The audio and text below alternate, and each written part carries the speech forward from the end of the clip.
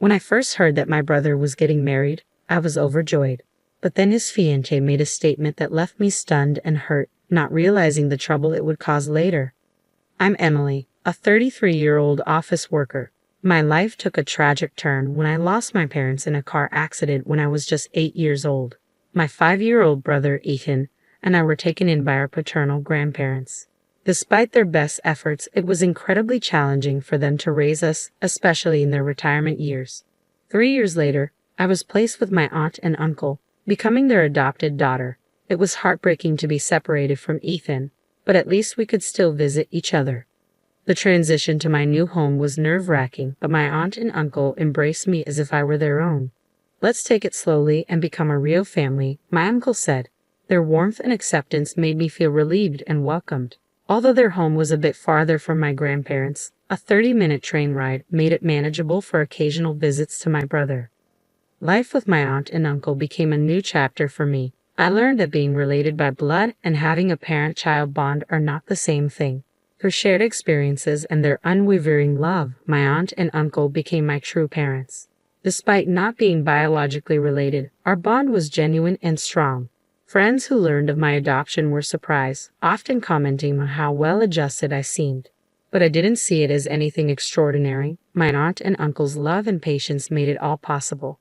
Initially, I struggled to open up, sometimes being stubborn and rebellious.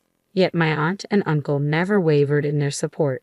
Now, as an adult, I deeply appreciate everything they've done for me. I wanted to give back, so I joined my uncle's company and worked hard, eventually becoming a supervisor.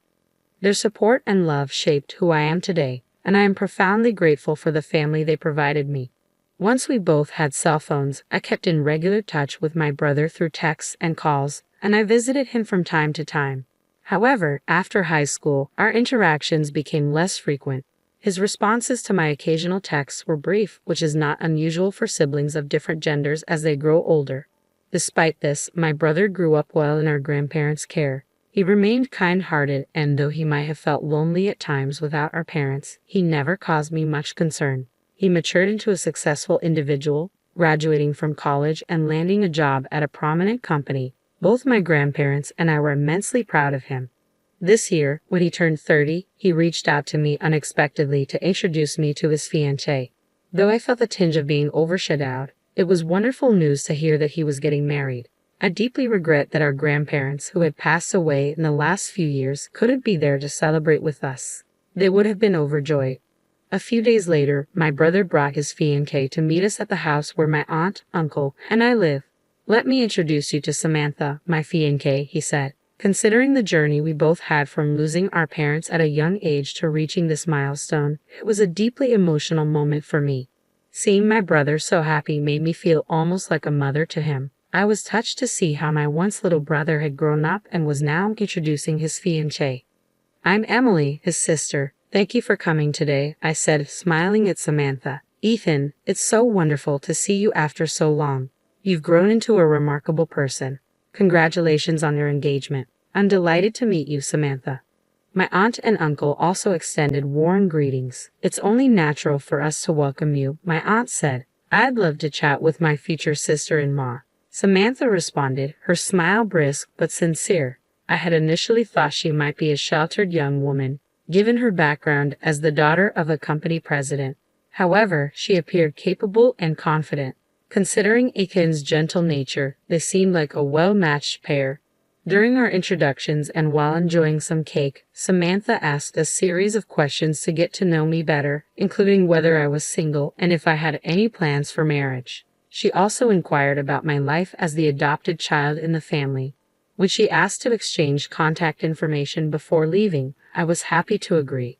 She reached out to me to meet at a cafe, which gave me a fluttery feeling of gaining a sister. However, my cheerful mood was quickly overshadowed once we settled down with our coffee. "I wanted to speak with you alone today," Ethan's fiancée began. "Since it's just us women here, if you have any complaints or concerns about my brother, I'm all ears." I was caught off guard by her directness. That's not exactly what I wanted to discuss," I replied, sensing an odd tension in the air. Her gaze was intense, and she seemed to be scrutinizing me closely.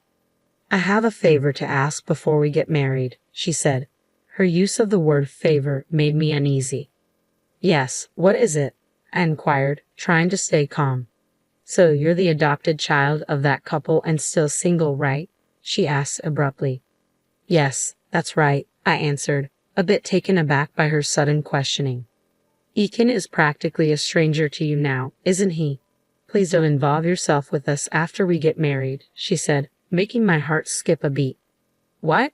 I stammered in surprise. We won't be inviting you to the wedding since you're considered a stranger. Wait, hold on, I said, trying to process her words. I may not be closely related by blood, but Ethan and I are siblings. I have no intention of interfering in your married life. I just want to attend and celebrate your wedding. I've heard that every family has its share of issues, but I assure you I mean no trouble. Despite my reassurance, she shook her head, her expression unyielding. Please don't misunderstand. I'm saying that, even though you are family, you're still considered a stranger to us. I was left feeling confused and hurt by her harsh words. I struggled to grasp what she was saying and tilted my head in confusion. Ethan and you have been estranged for a long time, she said firmly. You're still single and living with those elderly folks, not even on your own. Being an adopted child and unmarried, it could be troubling if you were to rely on us in the future. Her cold demeanor, especially as the sister of my future brother-in-law, took me aback. She continued without a trace of empathy. It's out of the question for you to rely on us after they pass away. Wait a minute, I protested. They're still healthy. Please don't say things like that. Besides, I have my own job and income. Yes, for now, she interrupted with a sharp glance. If you were unemployed, I wouldn't have even bothered to greet you. Her harsh words stung. Anyway, we won't be inviting you to the wedding, and you don't need to invite us to any of your family events. Don't expect any support or care from us just because you're single. Her dismissive attitude was bewildering. Sure, I'm single, but I have a job and savings. The way she viewed me as a potential burden made me feel dizzy. I understand you have concerns, but not informing me about family events seems excessive. I don't think Ethan would agree with this approach. Just because we've seen less of each other recently doesn't mean our family bond is broken. She responded coolly, minimal involvement is inevitable, but please gradually distance yourself. This is for the sake of our happy marriage. If you refuse, it might complicate things. Her ultimatum felt more like a demand than a request. Ethan's proud smile from the other day flashed through my mind. This condition was unreasonable, but I didn't want to interfere with my brother's marriage. I was faced with her irrational demands and didn't know how to respond. That night, I was left speechless. When I shared the events of the day with my aunt and uncle, they were equally incredulous. Did she really say that? My aunt asked, clearly taken aback. She seemed so pleasant when we talked before. I was shocked too, I admitted. I thought she just didn't want a sister-in-law meddling, but it turns out it's more than that. She insisted we're strangers and wouldn't hear otherwise. What will you do? My uncle asked, concerned. I don't want to ruin Ethan's wedding, I said. I'm unhappy about it, but I'll skip the wedding. Once things settle, I'll meet with Ethan alone to celebrate. I understand, my uncle said. But if Emily is treated like that, we have no desire to attend either. Yes, my aunt agreed. It seems the problem is on that young lady's side, doesn't it? I looked puzzled, but my uncle gave a slight smile and nodded in agreement. The wedding day arrived with clear blue skies. I should have been there to witness my brother's special day up close, but it couldn't be helped. Then my cell phone rang. The screen displayed Samantha's name. I had saved her number thinking she'd become my sister-in-law, but now she felt more like a stranger. I felt no obligation to answer, so I let it ring. The phone stopped briefly, only to ring again. Ignoring it led to even more calls. I muttered in frustration, wondering how the bride could have time to call me on her wedding day. My aunt and uncle, recognizing the name on the screen, chuckled sympathetically. I switched my phone to silent mode, but it continued to vibrate incessantly. I wondered what kind of face Samantha, who had so bluntly called me a stranger, was making now. Eventually, the calls stopped, but my phone's call history was filled with her name. I couldn't help but think of her as a stalker, which made me chuckle despite the situation. There were a few voicemails, but I wasn't in the mood to listen to them. That afternoon, as my aunt, uncle, and I enjoyed our favorite donuts, the intercom rang insistently. When I went to the door, Samantha, Ethan's fiancée, burst in furiously. Hey, why weren't you answering your phone? Do you have any idea how many times I called? Aren't you supposed to be getting married today? What are you doing at a stranger's house? It's your fault the wedding's a disaster. I remained calm and smiled. I haven't done anything wrong. I simply didn't attend the wedding as you requested. Samantha's anger seemed to intensify. That's right, you didn't come because I told you you're considered a stranger. Why would I answer a stranger's call? Why are you here? I asked, puzzled. Because your uncle is the president of the Electrical Industry Association, and people noticed his absence. Samantha snapped. Someone started asking why he wasn't there, and it came out that his daughter, who is the groom's real sister, was denied attendance. Just then, Eakin arrived, looking concerned. Sorry, Emily. I thought Samantha left without hearing me out. I didn't know it had escalated this much. I heard from Samantha that you wouldn't attend because you were meeting your boyfriend's parents and couldn't tell me. I thought that was understandable, Eakin explained. Quite a convincing lie to cover up not attending my brother's wedding, I said, unimpressed. Ethan's face fell. When people realized why your uncle wasn't at the wedding, they got involved, and it caused a big commotion. The situation turned into chaos. Samantha bit her lip and glared at me. Because of you, I was criticized terribly and called inhumane. If you had answered the phone and come to the wedding, things might have been different. You heartless person. I was taken aback. Heartless? I did what you asked. You labeled me a stranger and didn't want me there. My uncle, who had been observing quietly, stood up. It seems like the issue lies with how this situation was handled. Let's focus on resolving the mess caused rather than placing blame. I'm your brother's fiancée, so I should be like a sister to you, right? There's no point in continuing this conversation. You should take responsibility for your own words, Samantha said, her tone firm. I'll retract what I said earlier if you help me smooth things over. I shook my head. There's nothing I can do as a stranger. Wait, no, come on. I still have a lot of questions, Samantha insisted.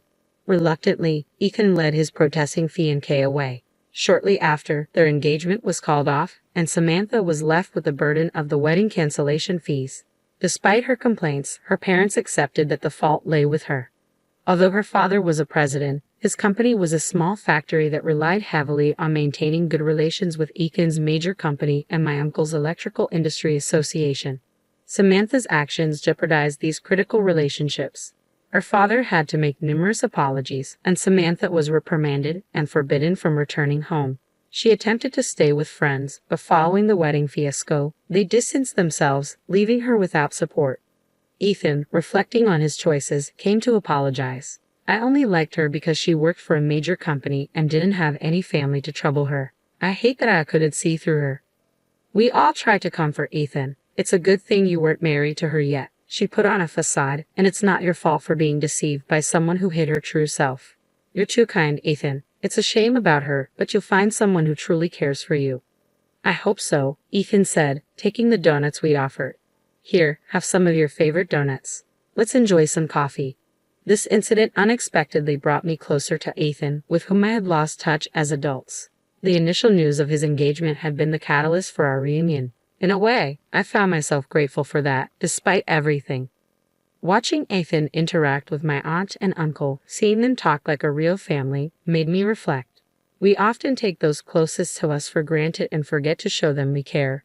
I resolved to cherish my loved ones more. How are your loved ones doing?